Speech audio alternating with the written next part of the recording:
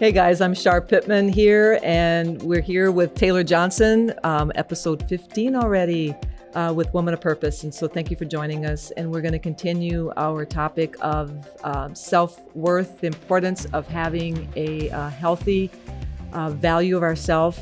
And the last episode we talked about the self-worth is a sense of one's own value as a human. So it's the sense of one's value. So it's the sense, your sense of value for yourself.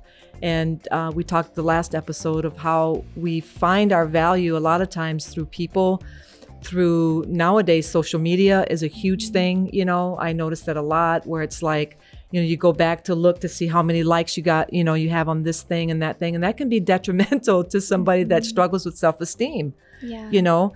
And so in our appearance and our family, and also we talked about how our self-worth is usually determined at our childhood, and your childhood wasn't that great, your parents divorced and things like that. And so Taylor, you're going to share with us a little bit about that, kind of about your story of this the self-worth, how you really struggled in that area and the outcome of that. Yeah. Well, Big bang. Where to even start? Yeah. Yeah, I think, man, I have to just like collect my thoughts for a second. So yeah, I mean, growing up, I bounced back between two parents, but I would say more so spent time with my mom. And my mom was like very busy working because she was a single mom trying to raise us, and my dad also worked quite a bit. And so I think those kind of key stages of really being poured into verbally, there just wasn't really a capacity to do that, you know? And so I felt like very alone in a lot of ways. And that's kind of, I think, how I just learned to like think so much and really come to my own thoughts and talk to myself, you know, about stuff. And so, yeah. And also, I just don't think there was the emotional intelligence, maybe not necessarily my mom's end, but at the time with my dad, to really know how to pour into, you know, his kids, like being working all the time. And it's never the parent's fault. Yeah. I mean, it just is, it's life, you know. Yeah. And so then we as humans, we have to deal with it. And so exactly, we just don't know how. Yeah. And so I remember not really realizing that I was loved by like one of my parents until I was early 20s. Wow. And I remember just hearing, "I'm proud of you," for the first time in my early 20s as well. And it was just one of those things where I didn't know. I just genuinely didn't know, because I came to all of these conclusions, and now I have a lot of compassion and understanding. But all of my beliefs were kind of developed upon that. And so I was very confused, and I think we find a lot of worth in our identity, but my identity was so confused as a child because I was going from this environment to this environment, and then my mom eventually remarried and then introduced a new environment to me, and you're kind of bending and trying to figure out like, where do I belong? Trying to gain approval again. Yeah, and I just really felt like a black sheep, and the Lord actually corrected me on that like last year, because I still kind of felt like that to some degree, and He kind of showed me that I just developed this belief system, like that I was a black sheep, and it kind of determined it before I even walked into a room, you know? So yeah, that's kind of where it started. And, you know, there was some stuff that was not perfect growing up. And so, you know, I kind of, man, how do I even like verbalize that? Just like some relational conflict. Like I was kind of an instigator, surprisingly enough. I seem so quiet now, but I would talk back and, you know, start stuff. And so I think just realizing like, okay, I'm the cause of some of these issues here and some of the things that are said, you know, you just kind of, I don't know, just feel bad about yourself. But also just, I know for when I went to my dad's, like I looked at his actions a lot and was like, well, if he loved me, he would do this, or if he loved me, he would do this. And just, I was met with a lot of disappointment and like broken promises. And so kind of based upon what was happening to me, I was coming to all of these conclusions. And sorry, I feel like that's all over the place. And then later on in life, like relationships in high school and all of that, even I think a father really instills a lot of that within us. And I love my dads, but I think like maybe they didn't know how to fully. And that's, you and know? that really that is because, you know, and that's the thing. We're not here like to, you know, make our parents look bad and evil. It's that they didn't know either. Yeah. You know, and it's like, it's, you know, I went through the same thing and I know that it wasn't my dad's fault. Yeah. You know, my dad was raised, you know, by a dad that was really mean too and was an alcoholic and things like that. So it's like, it's not a fault of anybody. It's just, that's just the reality of our life. And I'm thankful now that I was raised in the home that I was raised in. You know, then, you know, you hate it, but now it's kind of like, man, I'm so grateful because it really does define us. And now that we're on the other side of it, it's like, it has made you, I'm sure it's you too, but for me, it's made me strong and it's made me, it really is. It's like, it really has become part of the foundation of my life. And I wouldn't trade it for anything. I wouldn't want another dad or, you know, or another mom or another siblings, even though, you know, they were annoying and, you know, irritating. But you know what I mean? It's like, I wouldn't, because God put us in that family for specific reasons. So it's, you know, it's not like, you know, trashing our parents or anything like that. It's like our life. And it's just a part of it really is a part of our identity in a sense, you know? Yeah, I think like just those emotional tools. Right. It's like we just have like this tool belt and some of us are missing certain tools on it, you know? And then later on in life, we're like, oh, I actually really need a saw. I never grabbed a saw, but now okay, what do I need to do to like get the saw on my, and not that we would carry a saw on our tool belt, bad analogy. But and so that's been the hard thing too, is I'm like, how do I speak about this in an honorable way? And I just remember talking to Wendy once. She's my therapist and mentor and just all these things. She's amazing. But she was like, stop trying to put whipped cream on a turd. Yeah. You know, sometimes we're just not honest about that stuff. And it requires honesty. Like, we're human and we're messy and like, we're not perfect, you know? And so, I don't even know. But the beautiful thing is that, you know, we learn from, and that's the cool thing about a testimony is it's when we become healed, and when we own, and you cannot heal until you own your dysfunction. You can't heal until you admit that you've got a problem. Yeah. I mean, like, I fought it for years that I was okay. That I was okay, and it wasn't until like I started understanding, like, wait a minute, I'm living, I felt like I was living 9 lives. Yeah. Like you said earlier, you know, it's like you're trying to be to this person for that, and like a chameleon and wearing all these different masks and all these different hats. And it's like, who the heck am I? Yeah. You know, and it's, you can't find out who you are till you finally stop and say, who am I not? Yeah. And then kind of like backtrack. And it's like, then you start pulling up all these roots. And then it's like, now you can heal. And then you pull up the roots. And so that's what you've done. It's like you've gone to your, not that we go back to our past. It's like, that's not it at all. But it's like, we have to acknowledge some of the things that maybe we didn't want to acknowledge in the past because it was too hurtful or shameful or whatever. But then once we acknowledge it, then it's like, now, you know, like for you, the crisis and things that your self-worth puts you in, it puts you in a pit of depression. Yeah. It puts you in a pit of you were oppressed. You couldn't see out. Yeah. You couldn't see in, because when you looked in, you were dirt, you know? And so it brought you to that place where, you know, you were, you know, you felt hopeless, and you felt like nobody, you felt like if I wasn't here, nobody would even notice. Yeah. You got to that point.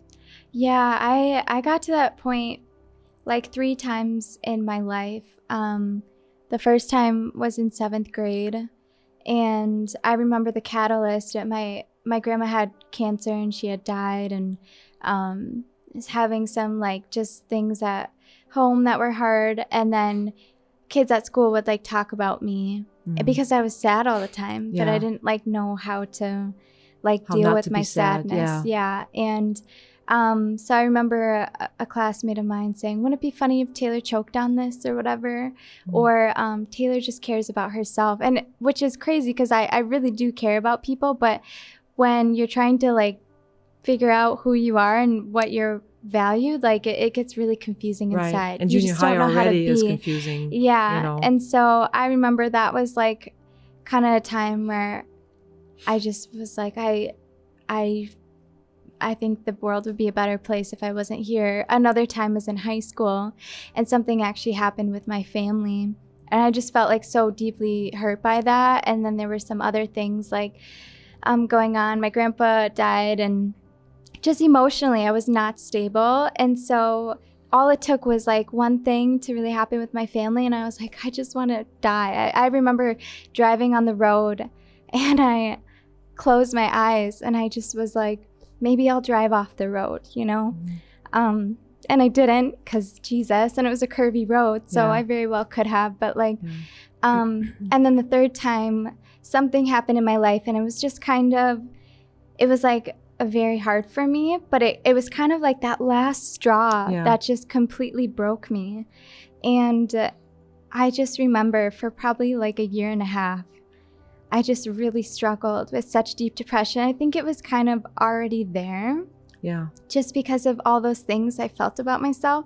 But that one kind of like event just kind of unraveled like a lifetime of pain and things that I believed. And things were confirmed probably. Yeah. It was like, that's the thing is we're kind of walking around with all these beliefs, and we're giving people the power to either affirm them or deny them, you know? And so I had all these beliefs inside of me, like I'm not worth being chosen. That was the biggest thing, is like I'm not worth being chosen because I'm not enough. And I wasn't enough for myself. I was trying to be enough for everybody. Right. And obviously I wasn't, because we're not supposed to be that for people.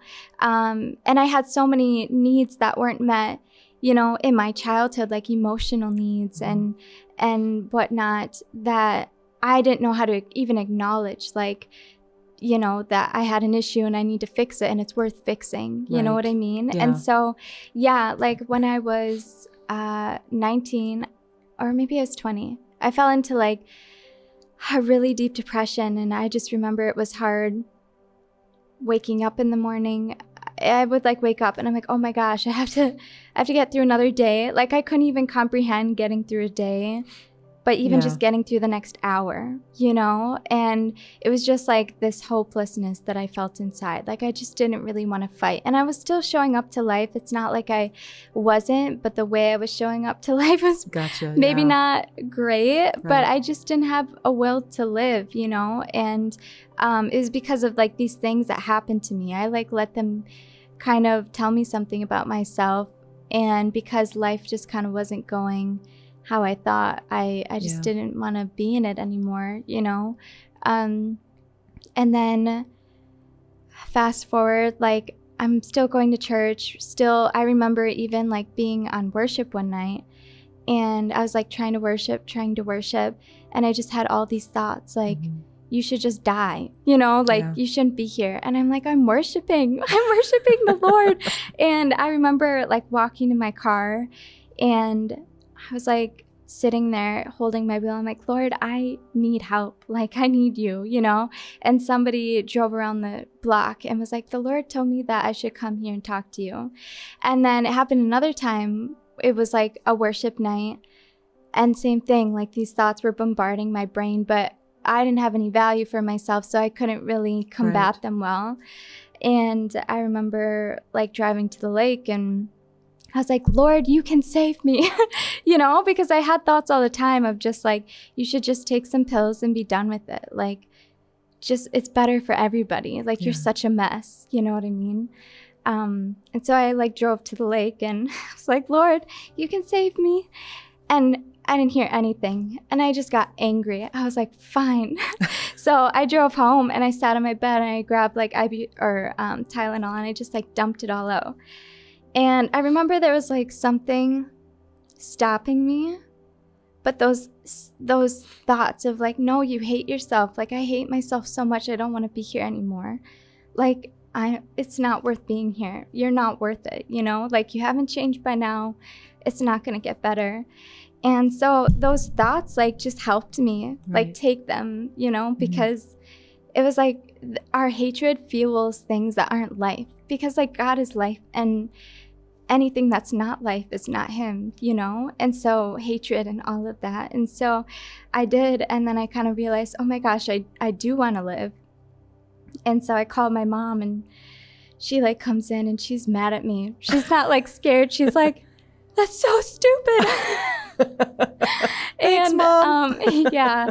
And so I just remember like laying there just thinking about that. And it's like, I knew that I wanted to live now, but I just didn't want to keep living like that. Right. You know what I mean? And so it was like, what was it going to take? And I ended up seeing a woman and ended up getting on something for a while. And it kind of helped keep my emotions at bay, but it wasn't going to like fix me. You know what I mean? It kind of just like kept all those things because I just had like so much in there, like trauma and just all this junk.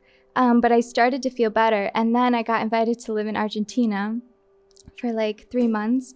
And I just miraculously like lost the pills I take every single day the day I had to leave, you know, and I think it was strategic of the Lord, but it was there that I kind of felt like built back up in a sense. And the Lord was doing that slowly before I left, but it was there I just kind of got to breathe for a second. And all of these, for the first month I had like nightmares of just like all these fears and things I felt about myself. Like I'm not down to like the kids I babysat of like, and I text the woman I babysat for. I was like, did you think I was a good babysitter? Like all these, it was like I was getting purged and like detoxed of all these like icky things inside of me that I really felt and believed.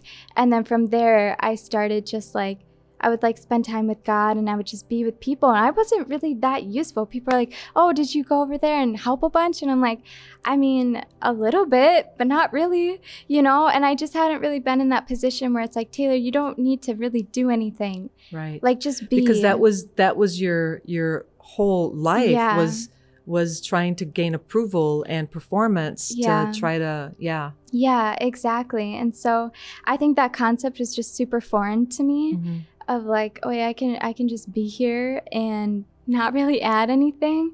But the thing is like us just being in our natural state, there's things that we give to people around us just by living in who we are authentically. Exactly. And so I think that's something that is really hard for us to learn. One, because we live in a world that we do where it's like everything you do, you introduce yourself like, hi, I'm Taylor, I'm a... And then you say your occupation. Right. And it's like, not just, hi, I'm Taylor. Even coming on this podcast, I'm like, what do I have? Like, I don't have credentials. You know what I mean? But it's like, wait, I do because I'm valuable. And like what I've learned in my life, I walked it and lived through it. You know what I mean? And so, anyway, were you going to ask something? Or I'm just kind of rambling at this point. You're doing good. You're doing a great job. Yeah, and so I think it was just like a very slow process. I remember like once I got off of antidepressants and I came back from Argentina, I was asking the Lord, should I get back on them just to manage? Because one thing is like, I'm a very deep feeler and I always just heard, you're so emotional, like you're emotional. And that's kind of what I took on. And I remember this night, I remember things in like images. I drove up to my apartment, but I was sitting in my car. You know how people, they get home and they sit in their car for like 30 minutes and you're like looking at stuff. I saw this article and it was like children of divorce. Okay. And I was like, oh, that's me. And I don't really think about that very often, but I remember looking at the article and the Lord kind of gave me a picture and it was just like a human and all these little strings. and it was like child of divorce. It's attached to one Gotcha. string. Maybe emotional, depressed, too quiet. I remember that was a thing. I felt like I was too quiet and too boring. And I actually, anyway, long story.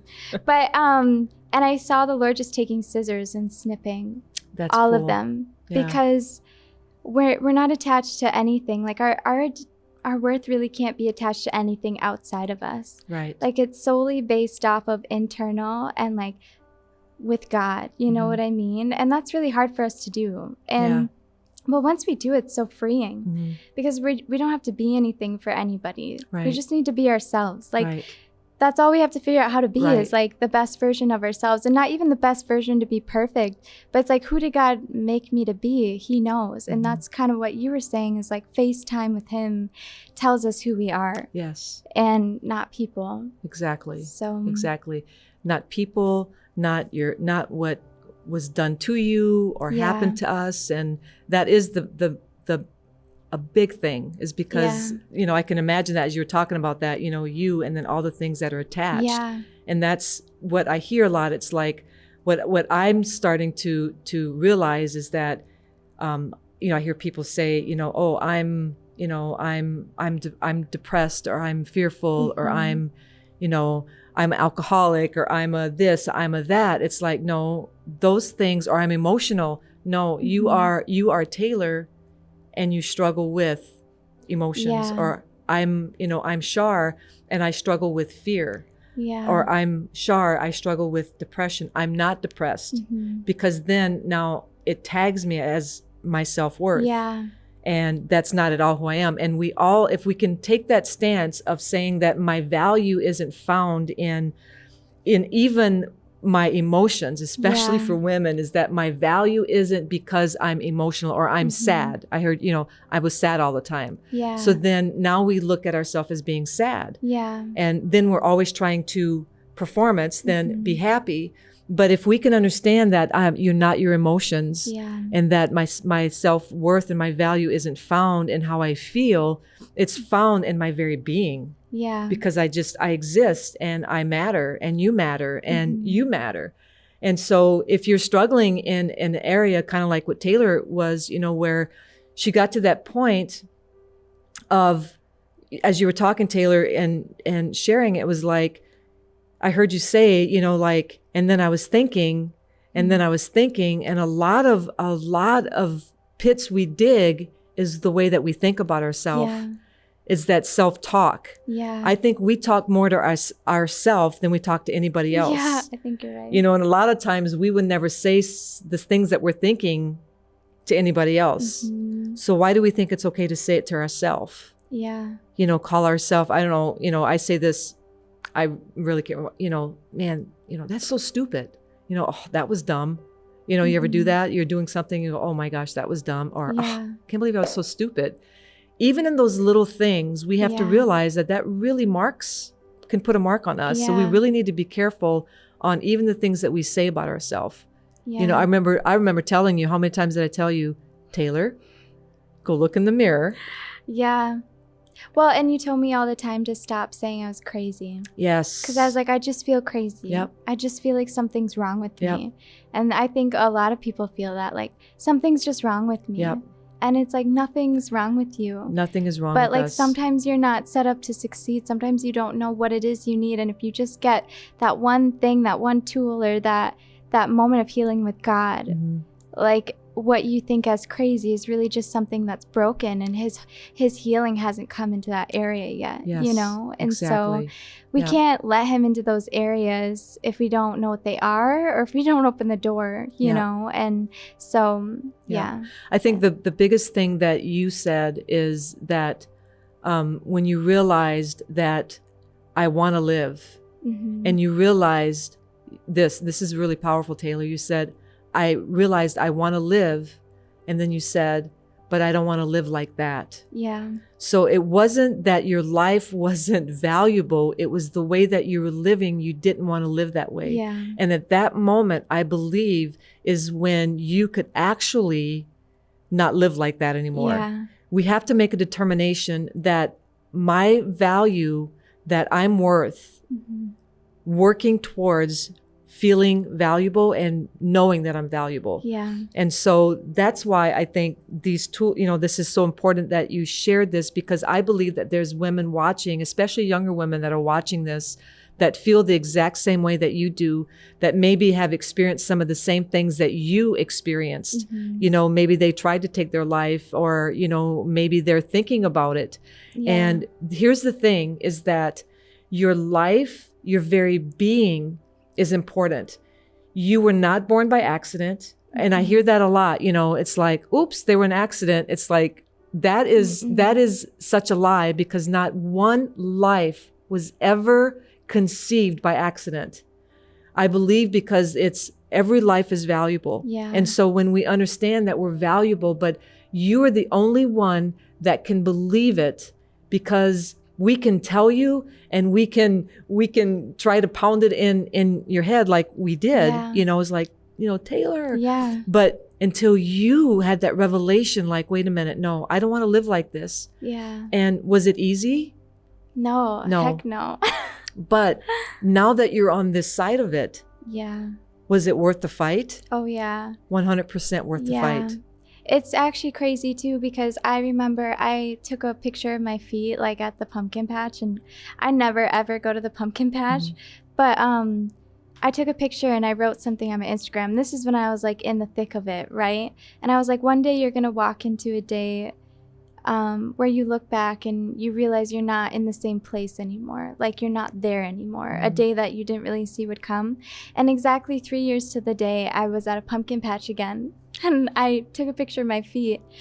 And I realized they were the same dates. And it was like the Lord was marking that moment. Crazy. And even a moment that I forgot about. And he was like, you're prophesying to like your future self. And so I think if you look at the whole picture of like, how am I going to find the other side of this? Like, how am I going to love myself? It's going to overwhelm you. But if you're like, what can I do today? Like, how do I get through this day the very best that I can? Like, I don't think the Lord expects us to think so far ahead sometimes. Like, man can plan our steps, but like God like establishes them. He determines them. And so I think if we can really just be present and just determine, like, I'm going to get through this day. The Lord wrote it for me in his book. It mattered to him. It should matter to me. It should matter to us. Yes. The best I can. Yep. That's so great. But, well, thank you so much for joining us on this episode of Woman of Purpose, and stay tuned to the next episode where we tie some things up and give you some things I believe that's going to empower you to have a life that is very valuable. Stay tuned.